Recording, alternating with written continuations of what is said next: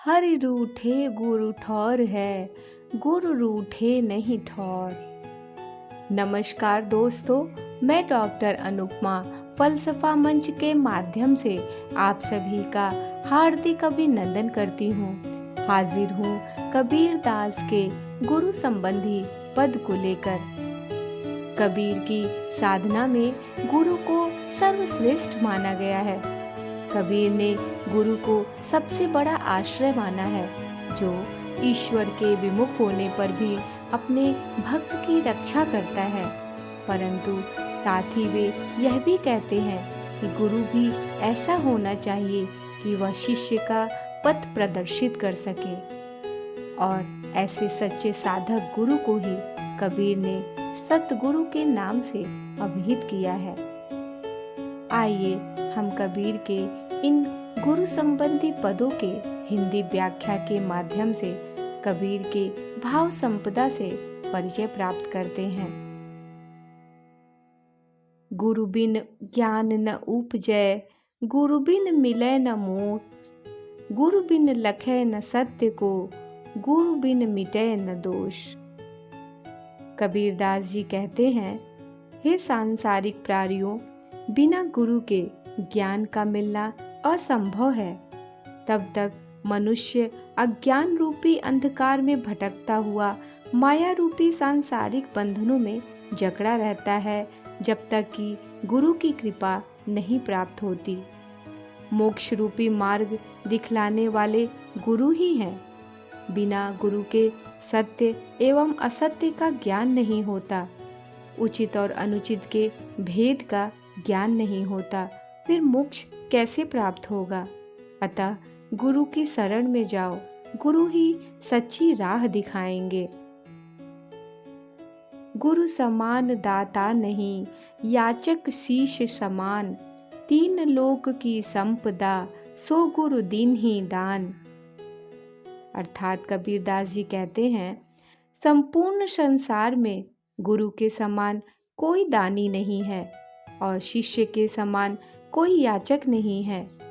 ज्ञान रूपी अमृतमयी अनमोल संपत्ति गुरु अपने शिष्य को प्रदान करके कृतार्थ करता है, और गुरु द्वारा प्रदान की जाने वाली अनमोल ज्ञान सुधा केवल याचना करके ही शिष्य पा लेता है। गुरु गोविंद दोऊ एक हैं, दूजा सब आकार, आपा मेटै हरि भजै, तब पावैं दीदार।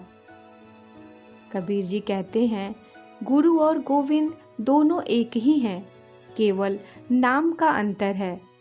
गुरु का वाह्य अर्थात शारीरिक रूप चाहे जैसा हो, किंतु अंदर से गुरु और गोविंद में कोई अंतर नहीं है।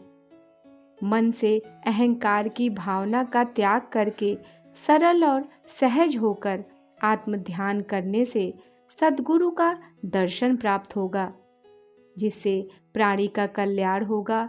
जब तक मन में मैल रूपी मैं और तू की भावना रहेगी, तब तक दर्शन नहीं प्राप्त हो सकता।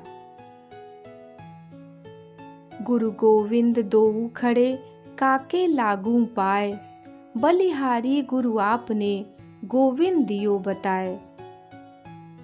कबीर जी कहते हैं कि गुरु और गोविंद दोनों एक साथ खड़े हों तो किसे प्रणाम करना चाहिए, गुरु को अथवा गोविंद को।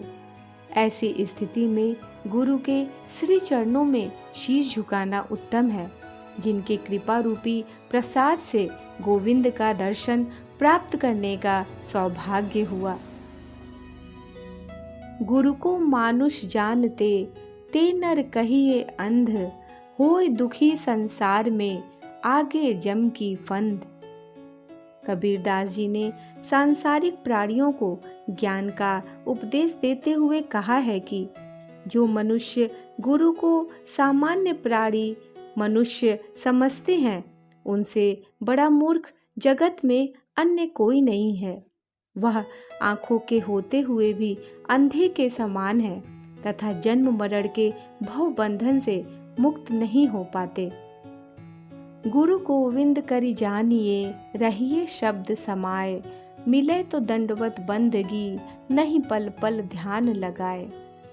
ज्ञान के प्रकाश का विस्तार करते हुए संत कबीर कहते हैं, हे मानव, गुरु और गोविंद को एक समान जानिए। गुरु ने जो ज्ञान का उपदेश किया है उसका मनन करे और उसी क्षेत्र में रहे। जब भी गुरु का दर्शन हो अथवा न हो तो सदैव उनका ध्यान करे, जिससे तुम्हें गोविंद दर्शन करने का सुगम मार्ग बताया। गुरु महिमा गावत सदा, मन राखो अति मोद, सो भव फिर आवे नहीं, बैठे प्रभु की गोद। कबीरदास जी कहते हैं कि जो प्राणी गुरु की महिमा का सदैव बखान करता फिरता है और उनके आदेशों का प्रसन्नता पूर्वक पालन करता है, उस प्राणी का पुनः इस भव बंधन रूपी संसार में आगमन नहीं होता। संसार के भव चक्र से मुक्त होकर वैकुंठ लोक की प्राप्ति होती है। गुरु सो ज्ञान जु लीजिए, शीस दीजिए दान, बहुतक भोंदू बही गए, राखी जीव अभिमान। अर्थात सच्चे गुरु की शरण में जाकर ज्ञान दीक्षा लो और दक्षिणा स्वरूप अपना मस्तक उनके चरणों में अर्पित कर दो, अर्थात तन मन पूर्ण श्रद्धा से समर्पित कर दो। गुरु ज्ञान की तुलना में आपकी सेवा समर्पण कुछ भी नहीं है। ऐसा न मानकर बहुत से अभिमानी संसार के माया रूपी प्रवाह में बह गए, उनका उद्धार नहीं हो सका। उम्मीद है कबीर के इन गुरु पद की हिंदी व्याख्या आपको पसंद आई होगी। कृपया चैनल को लाइक, शेयर और सब्सक्राइब करें, कमेंट करें। मिलती हूँ नई रचना के साथ। आप सभी को नमस्कार।